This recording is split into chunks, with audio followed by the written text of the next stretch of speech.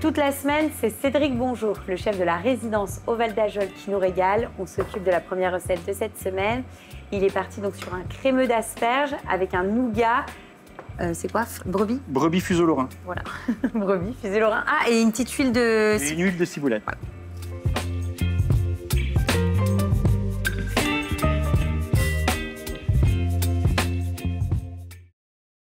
Donc là, on commence par quoi, Cédric? Donc là, j'ai préparé les asperges. Ouais. Donc les pointes, on va les cuire à l'eau bouillante salée, Oui. refroidir dans de l'eau froide avec des glaçons. À part ça, avec les pieds, on va faire notre petit crémeux d'asperges. Donc on va faire suer un peu d'échalote pour amener un peu de caractère. Donc on va sur le chaud. Voilà. Donc l'eau fortement salée, tu peux les plonger, c'est parti pour 2 minutes 30. D'accord, donc c'est assez rapide. Hop. On va mettre un petit peu de beurre clarifié pour faire venir fondre notre échalote. Donc là, tu prépares ton crémeux. Hein. Voilà. Donc tu fais suer tes échalotes. Voilà, je vais faire suer mes échalotes. Donc en même temps, on va faire chauffer notre crème pour dissoudre notre gélatine qui va servir à faire notre nougat D'accord. avec le Donc brebis. là, la crème avec la gélatine, Voilà. en fait, ça va servir à réaliser ton nougat. Voilà, Nougat. c'est ça. Là, on sort nos Ça fait assiettes, nos asperges. environ 2 minutes, 2 minutes 30. De toute façon, c'est Ouais, super ouais. rapide. Voilà. Alors, côté crémeux, Côté crémeux, donc là, dès que les échalotes, elles sont... donc j'ai pas fait des échalotes ciselées parce qu'après ça va être mixé. Hein. Donc on aurait pu faire cuire déjà un peu nos asperges aussi à l'eau. à l'eau avant. On les fait revenir. Après on va crémer un peu et après on mixera avec quelques feuilles de pousses d'épinards pour amener de la chlorophylle. On va saler un petit peu et on va crémer. Et là, après, au niveau de la cuisson, tu vas laisser cuire pendant combien de temps? Et pendant ce temps, on fait le nougat. Donc là, hop, je presse et là, j'ajoute ma gélatine. Voilà. Donc, tu as mis 2 feuilles. Pour 200 grammes de fromage, c'est à peu près 100 grammes de crème et puis 2 feuilles de gélatine. D'accord. Voilà. Donc on a pris notre fuseau lorrain Oui. de la boucherie locale hein, avec des petites noisettes. J'en ai déjà mis dans un cercle filmé. Oui, parce que toi, voilà, l'idée, c'est de retrouver la forme du nougat. Voilà. L'idée, c'est de mettre du fuseau au-dessus, du fuseau en dessous. Donc là, on va prendre notre fromage. Donc dans un blender, donc tu mets ton fromage de chèvre, un fromage de chèvre frais. Voilà. Non, fromage de brebis. Ah, c'est brebis. Ici, c'est brebis du bout. Après, tu peux le faire avec un fromage de chèvre. Oui, ok, en tout cas, voilà, un fromage frais. Oui, tu peux le faire aussi très bien avec un kiri. Enfin, c'est plus industriel, mais ça marche pareil. Et là, tu veux que je mette... Alors là, pas tout de suite. on va l'assaisonner un petit peu. D'accord. Et ensuite, on va verser la crème avec la gélatine. Donc, sel et poivre. Enfin... Sel, poivre. Voilà. T'assaisonnes. Ensuite, tu vas pouvoir me mettre la crème. Il ne faudra pas oublier de mettre à la fin, c'est un petit trait de jus de citron pour amener un petit peu d'acidité. D'accord. Et là, on est en route tranquillement. Mixes le tout.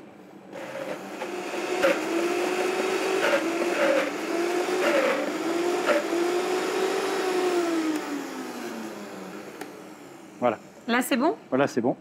On va le débarrasser dans notre saladier. Ça, c'est bon. Donc dedans, on va y mettre une pointe de jus de citron. Oui, ce que tu me disais tout à l'heure. On va acidifier un peu. Et puis je mélange et puis toi, tu peux couper la ciboulette moi, je vais comme faire ça. la ciboulette ciselée. L'idée, c'est d'avoir des petites touches de verdure. Alors, c'est d'avoir un fromage frais avec la fraîcheur, voilà, avec la fraîcheur des herbes. Un peu la puissance parce que la ciboulette est quand même un petit peu aillée comme ça. Oui, c'est vrai. Donc là, je mets dedans. De ce côté-là, tu mets. Vas-y. On coule dedans. Alors ça, nous, on a plus facile avec des cercles, mais on peut aussi le faire dans une petite terrine à la maison. Ou... Oui, c'est vrai. Hein? Donc là, tu répartis ta matière et toi, tu vas délimiter avec ça. Tu veux que je le mette déjà? Oui, on peut. C'est comme ça En fait, on va faire la hauteur qu'on veut avec... Donc là, tu vérifies la taille, en fait. Oui, tu recoupes si besoin. Et là, hop, tu refermes dessus. Ça, Cédric, on le fait combien de temps à l'avance? Ça, tu peux le faire 2-3 jours à l'avance sans problème. Ok. Donc là, on va terminer le crémeux d'asperges vertes. Donc, on va mettre un peu de pousse d'épinards, voilà. Non, les 2 tiers pour commencer. Okay. Et en fait, on va juste les faire tomber et après les mixer. Oui, c'est très rapide. En fait, ce que tu me disais tout à l'heure, c'est juste pour avoir quelque chose de très vert. Voilà, c'est pour avoir de la chlorophylle. C'est une astuce qui te permet d'avoir ce côté esthétique pour le coup. Complètement, sans avoir à rajouter du colorant. Donc là, hop, tu débarrasses dans ton mixeur. Tu vas le servir froid. Oui. Donc c'est pareil, il faut le faire avant. Voilà. Tu peux le faire en avance, ça bouge pas. Attention. Et là, tu mixes.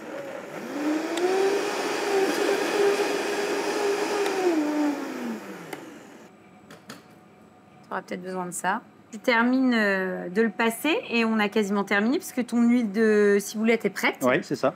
Pareil, j'imagine que tu en as préparé d'avance et on va utiliser le crémeux que tu as utilisé. Donc, on a tout et on n'a plus qu'à dresser. Tout à fait. Et donc là, on va couper le nougat. Oui. Comme un véritable nougat de Montélimar, sauf qu'il vient de chez nous. D'accord. Ouais, petite noisette. Oui, et puis il y a la petite différence qu'il est salé, celui-ci que tu le manges en entrée. Voilà. On va mettre un petit peu de crémeux d'asperges au fond. Donc, crémeux d'asperges. Voilà. Ah, super. Voilà. Et on va ensuite, venir... Donc, ta fameuse huile... Rappeler l'huile de ciboulette. Ciboulette. Voilà. Bah, super. Eh bien, on va goûter.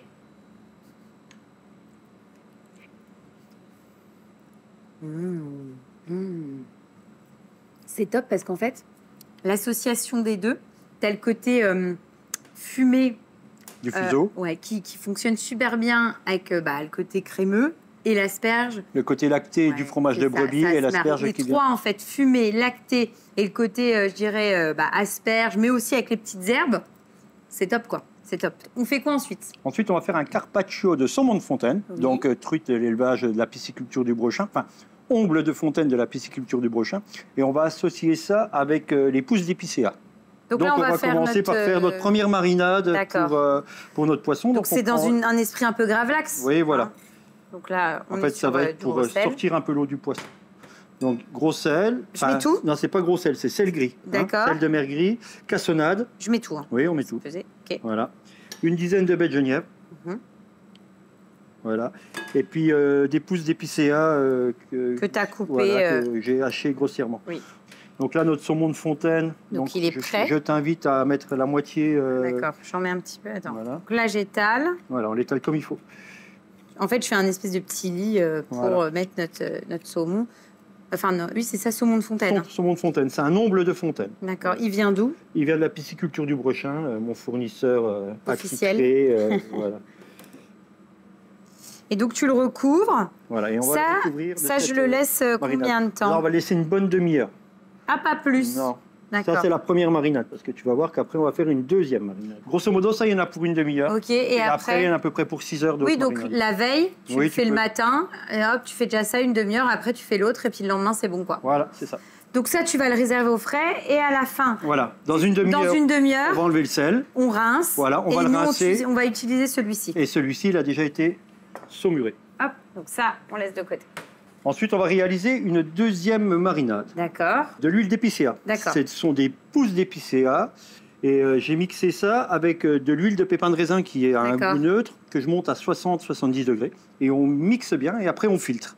Et l'huile qu'on récupère, ça donne une huile au parfum d'épicéa. Et si moi, j'en ai pas de ça? Ben, si tu n'en as pas, soit tu en fais, ou soit tu viens chez moi.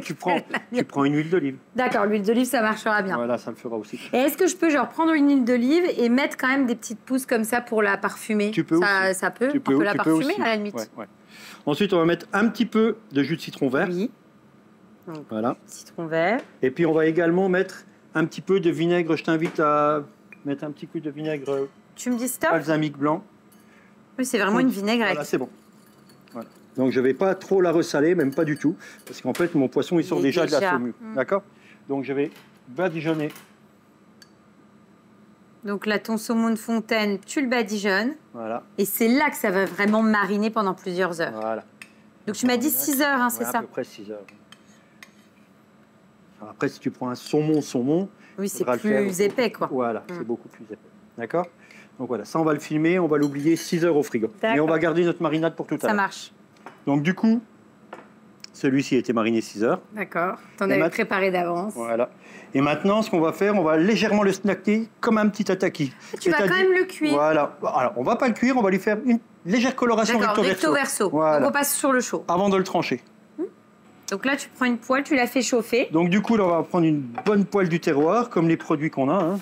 On a non seulement des beaux produits, mais aussi... des fabricants. Voilà. Et donc là, vraiment, c'est aller-retour. Voilà.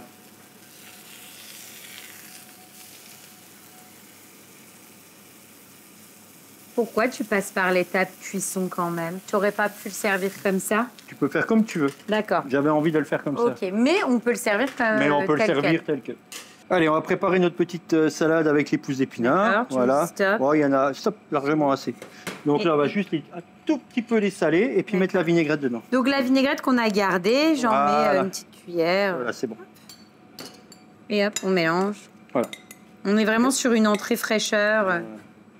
Alors, pour le dressage, au boulot. Dis-moi. Je mets des petites pousses comme ça, je les dispose... dans un sens et dans l'autre. D'accord, que ça soit esthétique et joli. En fait, c'est pour accueillir... C'est pour amener une petite mâche avec notre carpaccio. D'accord. Ensuite, on va trancher notre poisson.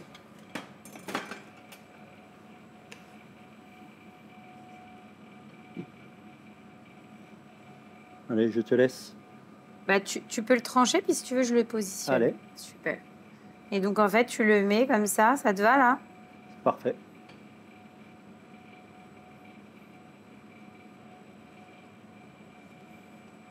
C'est bon? Bah, je pense qu'on est pas mal, là, non? Allez. On va remettre un petit peu de vinaigrette. Je mets quoi? Une petite cuillère, là, comme ça? Tu en mets un petit peu partout, voilà. D'accord. En fait, c'est pour assaisonner. Voilà. On va mettre un tout petit peu de sel. Voilà, léger. Un tout petit peu de piment. Oui.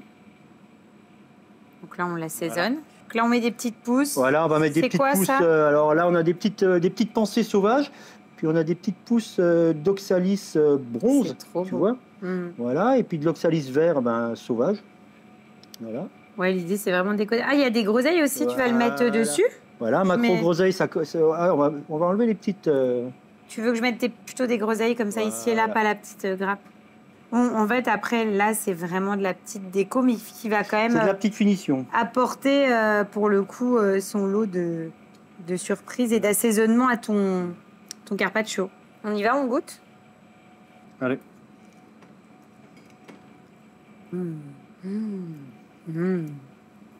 C'est vraiment super bon. Bah déjà, il est très très tendre. Et c'est vrai que ce qui est sympa, c'est que tu as le goût du sapin, mais c'est vraiment... C'est léger. Ouais, c'est ça. C'est très léger. Mais il est quand même là. Ah oui, il est présent, mais il vient sublimer. Non, c'est vraiment vraiment top. Puis moi, c'est le genre de recette que j'aime beaucoup. Tout ce qui est carpaccio, c'est frais. C'est vraiment... Voilà. Et puis, je trouve que tout de suite, ça fait un bel effet. Exactement. Tu vois, il ne faut pas grand-chose. On a des petites pousses, des petites herbes du jardin, etc. Et ça fait un bel effet. Et pour le coup, en temps de travail, alors c'est plus long, parce qu'il y a des temps de repos, de marinade. Mais en soi, c'est très accessible et très facile comme recette. Complètement. Non, c'est bien. On fait quoi ensuite? Ensuite, on va partir sur Alors, on va travailler un peu le produit phare à Cholet. On va faire un millefeuille de côte de bête à l'andouille du Val d'Ajol. Donc là, on va monter notre millefeuille. Voilà, donc les éléments du millefeuille, c'est pas compliqué. Les côtes, on les a épluchées. Ensuite, on a fait suer un peu d'échalotes. On a mis nos côtes dedans. On les a fait confire un petit peu. Ensuite, on a mouillé avec du bouillon de volaille. Et quand elles sont cuites, on les égoutte, on les refroidit. Ok. D'accord? Donc ça, c'est le premier élément. Le deuxième élément, c'est les feuilles. Donc les feuilles, qu'est-ce qu'on a fait? On les a cuits à l'eau bouillante fortement salée. On les a refroidis dans de l'eau froide avec des glaçons pour garder la chlorophylle et avoir quelque chose de correct. Et ensuite, on les a épongés sur un torchon, sur une serviette éponge pour enlever un maximum d'eau. Voilà, un maximum d'humidité. Et à côté, tu as la fameuse andouille du Val d'Ajol. Et en troisième, que tu as coupée. Voilà, qu'on a cuite. D'accord. Qui est cuite. Il faut déjà la cuire. Ensuite, on l'épluche. Et après, on la taille à la machine à jambon pour avoir des fines tranches. Mais vas-y, je te coupe. Donc, tu peux commencer à chemiser ton moule. Donc, quand tu dis je fais le fond et les côtés. Voilà, on commence par faire le fond et les côtés. Genre comme ça. Voilà. C'est pas grave si ça sort un peu. Il faut que ça sorte. D'accord. Alors une fois qu'on en a mis un petit peu partout, on va commencer notre premier étage. Je mets un petit peu de gélatine, très léger. Hein. La gélatine, elle va te permettre en fait de pouvoir la découper à froid. D'accord. Hein, parce qu'après, une fois qu'on aura fait tous les éléments, on va la passer un petit coup au four vapeur pour que la gélatine elle manque un tout petit. Voilà. Et après, ça va nous faire comme une petite terrine. Ok. C'est bon? Et après, je mets... Là, c'est là où je mets un petit peu de... Voilà, tu remets un peu de gélatine. Poudre de gélatine. Ensuite, on va mettre de l'andouille. D'accord. Ensuite, on va remettre un peu de verre de bête. Donc, tu vas remettre un petit peu de gélatine sur l'andouille. Allez, on va recouper un peu de... Donc, tu as remis un peu de gélatine. Oui, j'en ai un. Et là, du coup, je le mets au fond. Voilà, tu le mets dessus à chaque fois.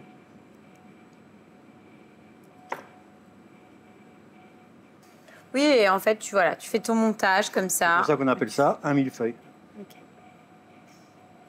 Voilà, il faut recouvrir complètement avec du verre.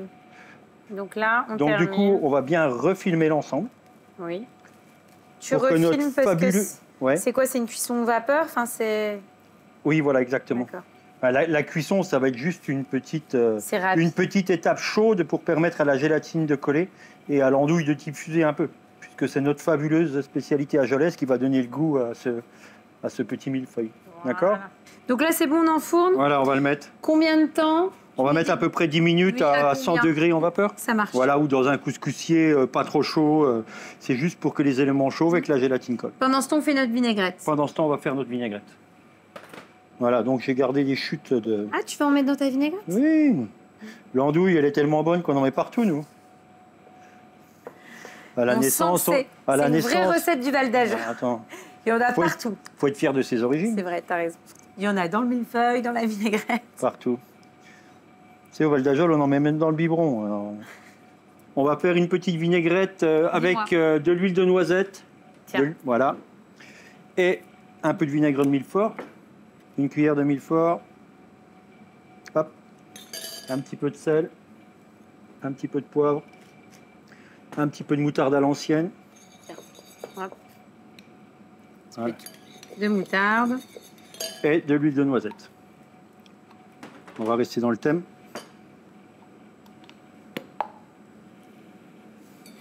Donc un petit peu. On va faire puis ça a beaucoup d'eau. à peu près deux volumes. Voilà. Dedans, je vais rajouter donc de la ciboulette. Un petit peu de ciboulette et d'oignon cébette. Et un peu de cébette, de l'andouille. Vas-y, je mélange. C'est une vinaigrette gourmande. Hein. Et des noisettes. Et après, on va dresser notre millefeuille. D'accord. Et on viendra terminer par notre petite vinaigrette. Eh bien, ça marche. Donc là, c'est bon, c'est passé en cuisson. On a retiré les films. Voilà. Donc et là, maintenant, on va les découper. Alors. Ça fait un maquis. On va le trancher. Et Valentine, tu vas les poser sur l'assiette. Oui. Donc là, je les dresse. Voilà. Les uns au-dessus des autres dans l'assiette. Les uns devant les autres, voilà. Comme ça. On va en mettre 4-5. Commence peut-être pas trop bas. Ah, tu veux que je commence au milieu comme ça? Voilà, t'en mets 4, c'est bien. Oui, alors toi, tu as fait des petites... des petits formats, mais c'est vrai que si on le fait dans un plat à terrine, pour le coup, on va en dresser une. Ou alors, une ou deux, voilà. Alors là, on va les chauffer déjà un petit coup. Oui. Hein, on va les ça chauffer. Se mange chaud, okay. Voilà, ça se mange tiède, hein, parce que l'andouille, c'est meilleur tiède. Donc là, on va les filmer un petit coup et les passer un petit coup à la vapeur. Ok. C'est bon? Donc voilà, Valentine, nos millefeuilles sont chauds. Oui. On n'a plus qu'à poser notre vinaigrette et terminer notre assiette. Donc on va rajouter une petite vinaigrette croquante. Donc ça va apporter de la mâche, là aussi. Voilà. Et dessus, tu peux mettre quelques pousses de... Voilà, quelques pousses. Alors ça, c'est de la salade, de la pousse de moutarde frisée. D'accord. C'est pour apporter un peu de volume. T'en mets beaucoup? Voilà. Non, tu en mets 2-3 par-ci, par-là. D'accord, quelques petites feuilles. Voilà. Donc là, on ajoute une petite huile de ciboulette. 2-3 gouttes d'huile de ciboulette. Et on goûte. Et on goûte. Et bien, on y va. Donc la déesse ajolaise en habit de blette. Ça a tombé par terre. C'est bon, l'andouille du Val d'Ajol. Mais bien sûr que c'est excellent. Non, mais c'est divin. En fait, c'est super bon parce que... Enfin, voilà, c'est un produit qui a du caractère. Et effectivement, avec la petite vinaigrette moutarde, les petites noisettes et les côtes de blette qui sont vraiment là pour enrober le tout, c'est parfait. C'est une belle recette, hein. N'est-ce pas? Franchement, j'avoue, j'avais pas trop misé dessus au début. Mais c'est vraiment top. On fait quoi ensuite? Ensuite, on va faire un peu plus un plat d'été. On va faire des grosses gambas poêlées avec des fruits rôtis et puis une vinaigrette aux noix de cajou. Donc là, Cédric, tu es en train de ciseler la coriandre. Voilà, tout à fait. Donc, pour la vinaigrette qui va accompagner notre plat. Donc on aura une vinaigrette avec donc, des noix de cajou que tu as torréfiées. Voilà, des noix de cajou, des herbes. Des tomates, de la coriandre, du jus de citron vert et de l'huile d'olive. Donc ça, c'est bon. Ok. On fait quoi ensuite? On va tout de suite aller snacker nos gambas. Voilà, donc on a déjà fait mariner nos gambas. Donc tu les fais mariner, il y a quoi dans ta marinade? Alors dedans, on a un petit peu de gingembre. Alors un petit peu de gingembre, Piment un petit peu de piment d'Espelette, un petit peu de sel, de l'huile d'olive et du jus de citron vert. Ça marche. Et là, on passe au chaud. Et là, on va passer au chaud. On va commencer par snacker nos fruits. Donc fruits, t'as ananas, mangue, melon. Voilà. Tu dis snacker, on va les cuire, snacker comme ça. À la poêle. Avec des gros morceaux, c'est volontaire, quoi. Voilà. On va les couper. Voilà. En fait, je veux que ce soit un petit peu caramélisé et je veux que ce soit encore un peu ferme à l'intérieur. D'accord. Il ne faut pas que ce soit quelque chose de confit. Faut que ça reste un peu. Tu veux pas une compotée. Voilà, exactement. Donc, tu disais à la plancha, on n'a pas tous une plancha à la maison. C'est pour ça qu'on peut le faire à la poêle. D'accord. Anti-adhésive. Donc, un peu de matière grasse dans le fond. Et ensuite, donc, tu commences par tes fruits. Voilà. Ananas. On va faire les gambas à côté. Ah ouais, tu vas tout faire ensemble. Oui, la poêle est assez grande. Voilà, en fait, c'est le sucre des fruits qui va faire caraméliser. D'accord. Et tu mets aussi ton melon. Oui. Donc, tu veux quand même que sur les fruits, il y ait une petite coloration. Bien sûr. Tu mets tes gambas. En fait, tes fruits, c'est ton accompagnement. Ah bah, c'est mon légume. Ouais. Mais on n'ose pas, je trouve, mettre comme ça des fruits. Ben, on a tort. Parce qu'on est en été, on est à chaud. Ouais, on a besoin, voilà, on a besoin d'eau pour s'hydrater. Quelque chose de frais. Oui, puis ça change d'accompagnement, quoi. Voilà. Donc là, je vais réassaisonner la deuxième phase de mes gambas. Donc avec un petit peu de piment d'Espelette comme ce que tu as fait pour ta marinade. J'aime bien en mettre un peu au plus sur mes... C'est ce que j'allais de sel, mais je vais mettre du piment. D'accord, mais j'allais te demander, non, on met pas de sel sur nos petits fruits. On veut vraiment ce côté-là un petit peu sucré, quoi. Tu veux que ça soit plus coloré que ça? Oui, un peu plus coloré. Tu vas voir comme le melon caramélise plus vite. Ah, super. On dirait de la courge, le melon. Oui. Pour le coup. Et donc là, tu retournes tes gambas. Une belle coloration.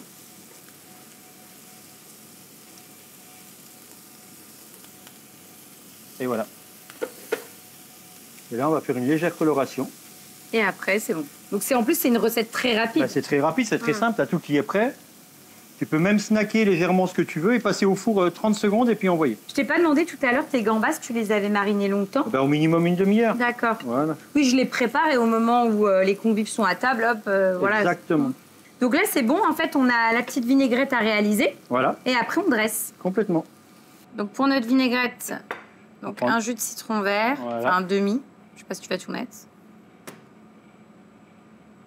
Et donc la vinaigrette, elle va permettre de quoi? D'assaisonner l'ensemble. Ah, voilà, de venir lier l'ensemble. D'accord. Apporter une petite acidité qui va contrebalancer un peu le sucre des fruits et le gras un peu de la gambasse. Donc après, on va mettre notre huile d'olive. Donc tu prends une huile d'olive de qualité, hein, c'est toujours mieux. Non, voilà. Des de tomates. Donc tomates émondées et pépinées coupées en dés. Ensuite, notre coriandre qu'on a scellé tout à l'heure. Ça fait un peu sauce vierge. C'est une vierge. Ah, voilà. Ok. Et nos noix de cajou. Torréfiées. Voilà. Et là, on est prêt à dresser. Eh bien, on va dresser. Donc, on va venir mettre nos fruits. Oui. Un peu en relief. Voilà. Oui, tu essaies de donner du volume. Ensuite, on va mettre nos gambas. Alors, pareil, les gambas, j'aime bien quand elles sont pas trop cuites. Qu'elles restent encore un petit peu nacrées. Alors, on va arroser généreusement avec notre vinaigrette aux noix de cajou. Voilà.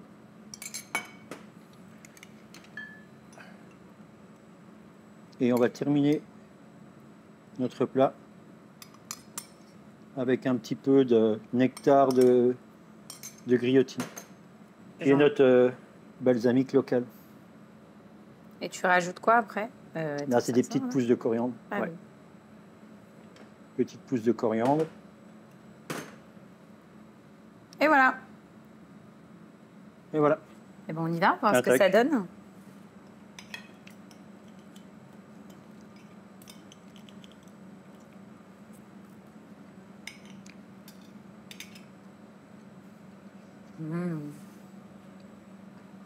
C'est divin. franchement, on est en vacances, c'est l'été, ça fait du bien. Enfin, vraiment, ça... En plus, là, j'ai mangé avec de l'ananas, donc tu sais, ça invite aux vacances, quoi. Mais le mariage se fait super bien. Et je trouve ça vraiment très, très sympa d'avoir les fruits en accompagnement. Et avec la petite vierge, là, c'est vraiment divin. Donc, c'est une belle recette. Et ce qui est bien, c'est que ça, on l'a fait en 10 minutes. Quoi. Voilà, il n'y a rien de compliqué. À la maison, on rentre, même du travail, on le fait en 10 minutes. Exactement. Et tout de suite, il y a un effet un peu waouh.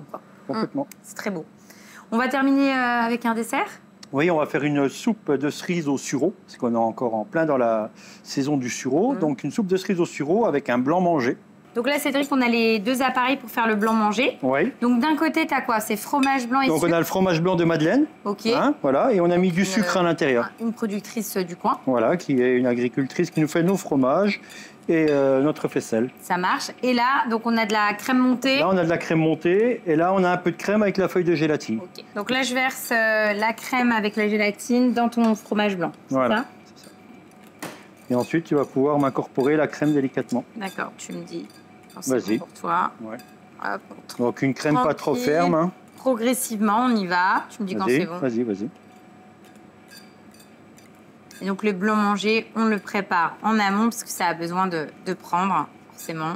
Complètement. La veille pour le lendemain, c'est bien. Et donc c'est bon. Donc là, c'est bon? Oui. On va pouvoir les couler, ouais. Donc là, tu as des petits moules. Après, on prend le moule qu'on veut. Hein. Exactement. Hop. Et là, ça va mettre... on va le laisser combien de temps? Il faut le laisser au moins 12 heures prendre. Ouais. La veille pour le lendemain, c'est parfait. Ce que j'allais dire, tu fais le soir... Ce qu'on peut faire, c'est mettre un petit coup au congélateur et quand ça commence à prendre, hop, on laisse reposer tranquillement. Ça marche. Donc tu retires l'excédent. Là, tu as travaillé pour combien? Là, on est 12, je pense. Oui, 12, 18. Et donc ça, on va les mettre au frais. T'en as préparé d'avance, on utilisera ceux-là tout à l'heure. Voilà. Donc maintenant, pour faire notre soupe de cerises, on va prendre le vin de sureau. Un produit du coin. Voilà, produit des Vosges. C'est ça? Voilà, c'est ça. Et on va faire chauffer donc ce vin de sureau avec du sucre. Oui.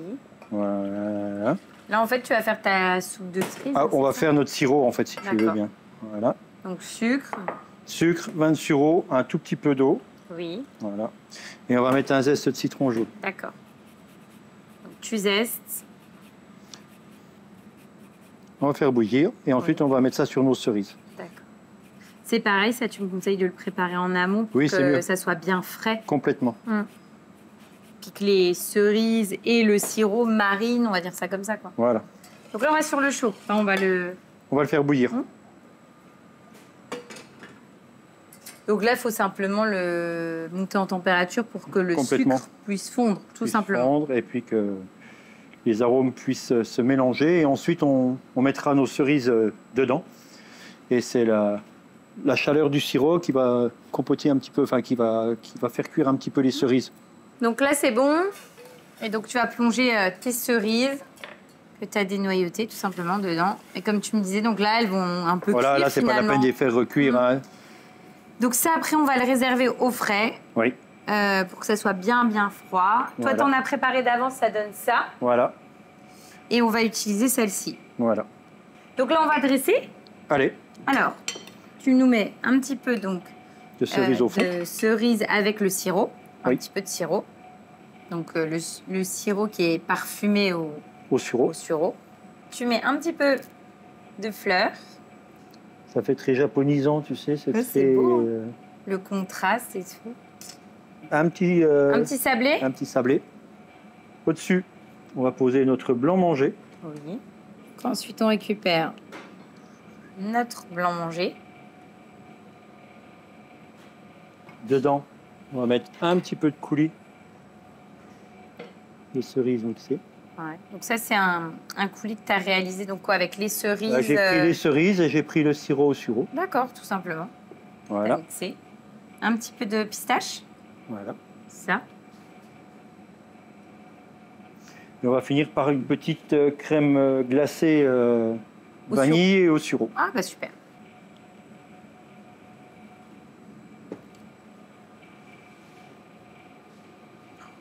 Tu sais que ça me fait peur là.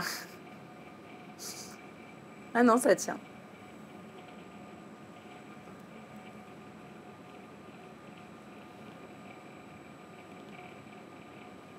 Bon, on y va, on goûte. Bah, l'idée, c'est de prendre un peu tous les étages. Oui.